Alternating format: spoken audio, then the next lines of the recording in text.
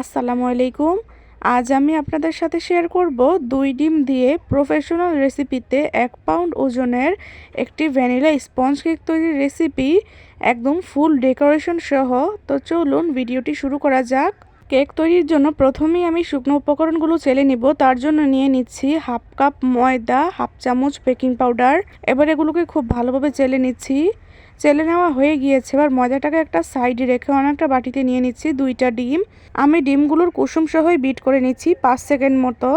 5 second পর এখানে দিয়ে দিচ্ছি হাফ কাপ চিনি। 1/4 কাপ দিয়ে আমি 2বার দিয়েছি। অনেকেই বলে ডিমের কুসুম সহ বিট করলে নাকি কেকটা স্পঞ্জি হয় না, সফট হয় না, কিন্তু দেখুন আমি আজকে দেখিয়ে দিচ্ছি যে ডিমের কুসুম সহ বিট করলেও কেকটা কতটা সফট হয়।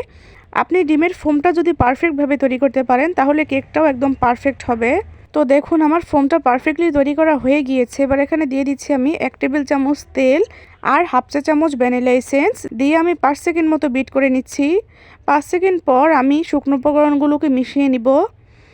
আমি শুকনো উপকরণটা কিন্তু একবারে মিশাইনি, 2 থেকে 3 বারে অল্প অল্প করে মিশিয়ে নিয়েছি আর খুবই আলতো হাতে মিশিয়ে নিয়েছি। শুকনো উপকরণটাকে তাড়াহুড়া করে মেশাতে যাবেন না, তাহলে ডিমের ফোমটা নষ্ট হয়ে যাবে, সেক্ষেত্রে কেকটা সফট হবে না। তাই শুকনো উপকরণটাকে একটু ধীরে সুস্থে আস্তে আস্তে মিশাবেন, তাহলে দেখবেন কেকটা খুবই পারফেক্ট হবে। এরপর আমি একটা স্প্যাচুলার সাহায্যে নিচ থেকে মিশিয়ে দিচ্ছি, যাতে নিচে যদি কোনো শুকনো উপকরণ দলা পেকে থাকে তাহলে তাও যাতে মিশে যায়। মিশিয়ে নেওয়া হয়ে গিয়েছে। এবার একটা আমি 5 ইঞ্চির মোল্ড নিয়ে নিয়েছি। মোল্ডের নিচে আমি সামান্য তেল ব্রাশ করে একটা কাগজ বিছিয়ে নিয়েছিলাম। এবার মোল্ডের ভিতর ব্যাটারটাকে আমি ঢেলে দিচ্ছি। সম্পূর্ণ ব্যাটারটা ঢেলে নেওয়া হয়ে গিয়েছে। এবার আমি এটাকে একটা কড়াইয়ের উপর বসিয়ে দিচ্ছি। বসিয়ে আমি ঢেকে রেখে দিব 35 মিনিটের জন্য। 35 মিনিট পর আমি একটা কাঠি দিয়ে চেক করে নিচ্ছিলাম কেকটা হয়েছে কিনা। কাঠিটা একদম পরিষ্কার এসেছে, তার মানে কেকটা একদম পারফেক্টলি হয়ে গিয়েছে। এবার আমি নামিয়ে ঠান্ডা করে নিব। ঠান্ডা করে নেওয়ার পর সাইড থেকে যে কেকটা উপচে পড়ে গিয়েছিল সেটা আমি কেটে ফেলে দিচ্ছি। এরপর আমি মোল্ড আউট করে নিচ্ছি। দেখুন কতটা সুন্দর হয়েছে কেকটা, আর কতটা ফ্লাফি হয়েছে, স্পঞ্জিও হয়েছে। দেখুন আপনারা দেখলেই বুঝতে পারবেন। এবার কেকটাকে আমি স্লাইস করে নিচ্ছি। আমি কেকটাকে 3টা স্লাইস করে নিয়েছি। আপনারা চাইলে 4টা স্লাইসও করে নিতে পারেন, কোনো সমস্যা নেই। আমি আপনাদেরকে দেখিয়ে দিচ্ছি যে কতটা সুন্দর হয়েছে কেকটা, মাশাআল্লাহ। এবার আমি কেকটা ডেকোরেশন করে নিব। তার জন্য 6 ইঞ্চির একটা বোর্ড নিয়ে নিয়েছি। বোর্ডের উপর আমি সামান্য ক্রিম লাগিয়ে দিয়েছি যাতে কেকটা নড়াচড়া না করে। এরপর আমি একটা স্লাইস দিয়ে দিয়েছি। স্লাইসের উপর আমি সুগার সিরাপ দিয়ে দিচ্ছি।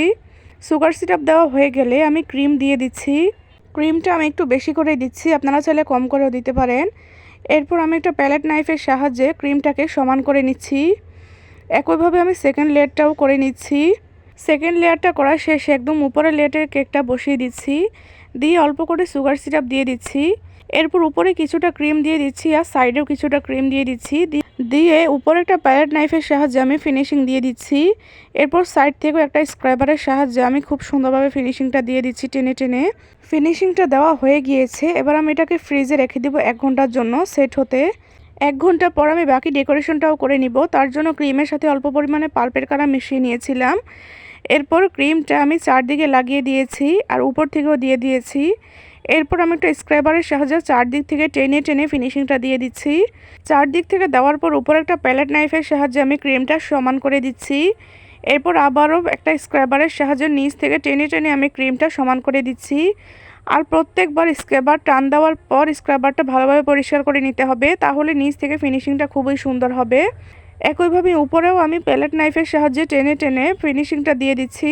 প্যালেট নাইফটাও প্রত্যেকবার পরিষ্কার করে নিতে হবে, তাহলে উপর থেকেও ফিনিশিংটা খুবই সুন্দরভাবে হবে। এরপর আমি একটা জিগজ্যাগ স্ক্র্যাবারের সাহায্যে নিচ থেকে একটু ডিজাইন করে দিচ্ছি।